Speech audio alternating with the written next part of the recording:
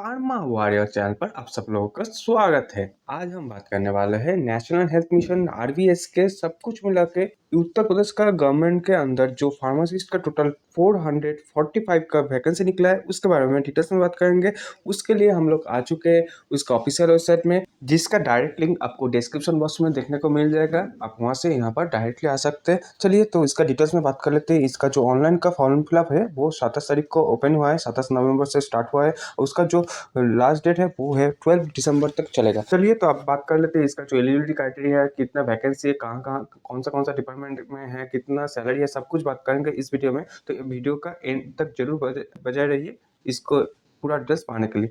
तो आज हम लोग यहाँ पर क्लिक कर लिया है जो download and the details advertisement पर, जिसमें क्लिक करने के बाद इस तरह का कुछ सरफेस ओपन होगा जो कि 26 नवंबर को इस एप्लीकेशन नोटिफिकेशन को जारी कर दिया गया था यूपी गवर्नमेंट के तरफ से, जहाँ पर आपको 17,000 कॉन्टेक्चुअल पोस्ट देखने को मिलेगा। जहाँ पर एएम का पोस्ट है, स्टाफ नर्स का पोस्ट है, लैब टेक्नीशियन का पोस्ट है और फार्मासिस्ट का भी पोस्ट है। तो चलिए आप डिटेल्स में बात कर लेते हैं फार्मासिस्ट का जो पोस्ट है उसके बारे में। तो यहाँ पर एनएचएम के अंदर जो फार्मासिस्ट का पोस्ट है वहाँ पर आपको 209 पोस्ट देखने को मिल जाएगा टोटल, जहाँ पर सैलरी आपको 19,101 दिया गया है। उसके बाद हम लोग बात कर लेंगे डीएचएस मतलब डिस्ट्रिक्ट हेल्थ स्कीम के अंदर 46 वैकेंसी मिलेगा, जहाँ पर सैलरी है 18,000। और जो आरबीएस के अंदर जो फार्मासिस्ट का वैकेंसी है वो है 186, जहाँ पर आपको 13,500 सैलरी मिलेगा। उसके बाद बात कर लेते हैं नेशनल प्रोग्राम के अंदर जो फार्मासिस्ट का वैकेंसी है उसके बारे में, जहाँ पर आपको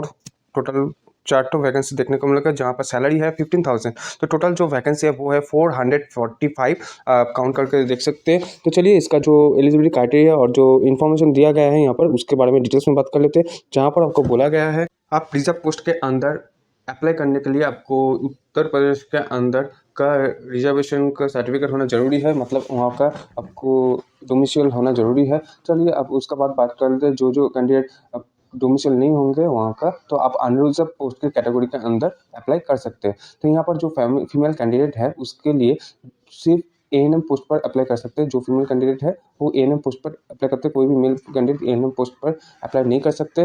उसके बाद और भी बोला गया है रिलेवेंट डॉक्यूमेंट्स, जो डॉक्यूमेंट्स रिक्वायरमेंट है यहाँ का, आपको सारा डॉक्यूमेंट्स ऑनलाइन ही अप्लाई करना है। और यहाँ का जो ओबीसी का सर्टिफिकेट जो है, ओबीसी का फैसिलिटी लेने के लिए ओबीसी का नॉन क्रिमिनल का सर्टिफिकेट देना जरूरी है। तो ओबीसी का नॉन क्रिमिनल का सर्टिफिकेट क्या होता है उसका डिटेल्स हम इस वीडियो में देख लेंगे, क्योंकि आपको आई बटन में देखने को मिल जाएगा, आप उस वीडियो को भी चेकआउट कर सकते हैं। चलिए इसके बाद बात कर लेते हैं आप ऑनलाइन एप्लीकेशन का डेट के बारे में, जो कि 27 नवंबर से स्टार्ट होगा और जो क्लोज होगा वो दिसंबर को 12 दिसंबर को क्लोज हो जाएगा। इसके अंदर आपको अप्लाई करना है। तो यहाँ पर जो और भी जो क्राइटेरिया बोला गया है उसके बारे में थोड़ा सा बात कर लेते हैं। यहाँ पर जो कोविड पीरियड में काम किया है, जिसका कोविड पीरियड का एक्सपीरियंस है, वो यहाँ का बेनिफिट पा सकते हैं मार्क्स का थोड़ा सा, जो कि मंथ का हिसाब से यहाँ पर डिवाइड करके दिया गया है। जहाँ पर आपको 6 मंथ काम करने पर 1.05 मार्क्स का बेनिफिट मिलेगा पर 100 मार्क्स पर।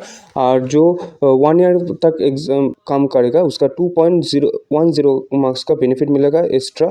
और जो 1 ईयर का ज़्यादा 1 ईयर 6 मंथ के ज़्यादा करेगा उसके लिए 3.15 मार्क्स ज़्यादा एडिशनल मार्क्स काउंट होगा उसके टोटल मार्क्स के साथ। तो चलिए यहाँ का जो मिनिमम क्वालिफिकेशन मार्क्स है उसके बारे में बात कर लेते हैं। जहाँ पर मिनिमम क्वालिफिकेशन मार्क्स है अनरिजर्व एंड ईडब्ल्यूएस क्राइटेरिया के लिए 33 मार्क्स, एंड जो ओबीसी है उसके लिए 30 मार्क्स, एंड जो एससी एसटी पीडब्ल्यू है वो उसके लिए 24 मार्क्स।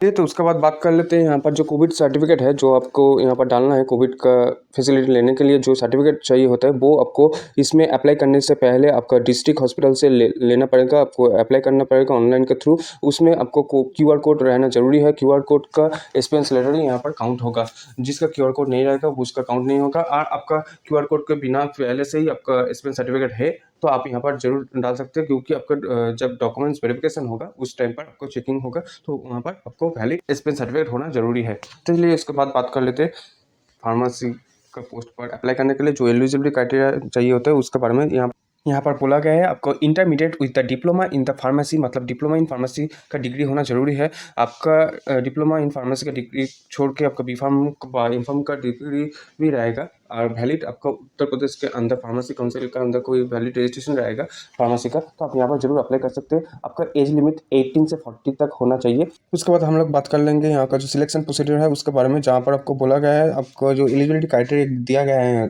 इसमें, उसको आपको अच्छी तरीके से फुलफिल होना है। उसके बाद ही आप यहाँ पर अप्लाई कीजिए। उसके बाद आपको शॉर्टलिस्ट होने पर आपका डॉक्यूमेंट्स वेरिफिकेशन होगा, तो उसमें आपका सारा डॉक्यूमेंट्स क्लियरली मैच होना चाहिए। वहाँ पर कोई भी डॉक्यूमेंट्स आपको फेक लगे और कैनवासिंग लगे तो आपको वहाँ पर भी रिजेक्शन कर सकता है। तो पार्ट जो पोस्ट है, एक पोस्ट के लिए आपको 3 कैंडिडेट को बुलाया जाएगा डॉक्यूमेंट्स वेरिफिकेशन के लिए और शॉर्टलिस्ट करवाया जाएगा। तो चलिए इसके बाद बात कर लेते हैं टेस्ट सीरीज के बारे में, जहाँ पर बोला गया है आपको टेस्ट सीरीज जो रहेगा वो उत्तर प्रदेश के अंदर जितना भी डिस्ट्रिक्ट है उसके अंदर ही आपको टेस्ट सीरीज रहेगा। तो अब हम बात कर लेते हैं कंप्यूटर बेस्ड का जो एग्ज़ाम है उसके बारे में, जहाँ पर आपको टोटल 2 आवर्स का एग्ज़ाम होगा 2 सेक्शन पर, जहाँ पर फर्स्ट सेक्शन पर 80 मार्क्स एंड सेकेंड सेक्शन रहेगा 20 मार्क्स।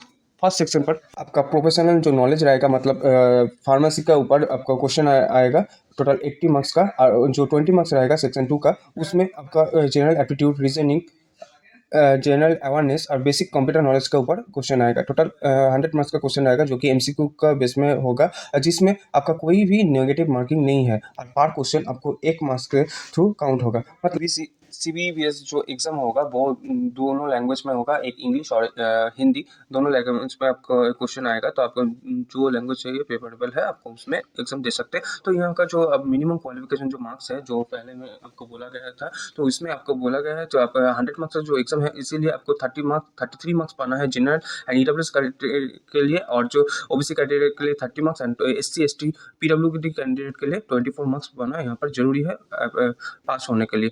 अब हम बात कर रहे हैं यहाँ पर जो इम्पोर्टेंट इंस्ट्रक्शन दिया गया है उसके बारे में, जहाँ पर आपको बोला गया है कि आपको जब डॉक्यूमेंट्स वेरिफिकेशन के लिए बोला जाएगा, मतलब जब शॉर्टलिस्टेड होंगे उस टाइम पर आपको 1:3 रेशियो के थ्रू आपको पुकारा जाएगा आपको डॉक्यूमेंट्स वेरिफिकेशन के लिए। चलिए उसके बाद बात कर लेते हैं यहाँ पर जो कैंडिडेट है जो उत्तर प्रदेश के अंदर होगा वही SC ST PWD EWS criteria का फैसिलिटी मिलेगा, OBC सर्टिफिकेट का फैसिलिटी मिलेगा। जो कैंडिडेट बाहर का है उसको अनरिजर्व कैंडिडेट का पोस्ट पर अप्लाई कर सकता है। तो यहाँ पर और भी कुछ बोला गया है, आपको यहाँ पर अप्लाई करने के लिए कोई भी TA नहीं प्रोवाइड किया जाएगा। आप जब एग्जाम देने के लिए जाएंगे और इंटरव्यू देने के लिए जाएंगे, आपके जब डॉक्यूमेंट्स वेरिफिकेशन होगा, आपका सारा डॉक्यूमेंट्स आपको मैच करना है जो आप ऑनलाइन बेस पर अप्लाई करेंगे उसके साथ। तो आपको दिखा देते हैं यहाँ पर जो आप अप्लाई करने के लिए कोई भी एप्लीकेशन फीस का जरूरत नहीं है, यहाँ पर एप्लीकेशन फीस नील करके दिया गया है। तो यहाँ पर आप बात कर लेंगे ऑनलाइन एप्लीकेशन फॉर्म को फिलअप करने के लिए जो डॉक्यूमेंट्स रिक्वायरमेंट है उसके बारे में। तो ऑनलाइन जो एप्लीकेशन फॉर्म फिलअप करने के लिए पड़ेगा आपको, वो इंग्लिश पर होगा।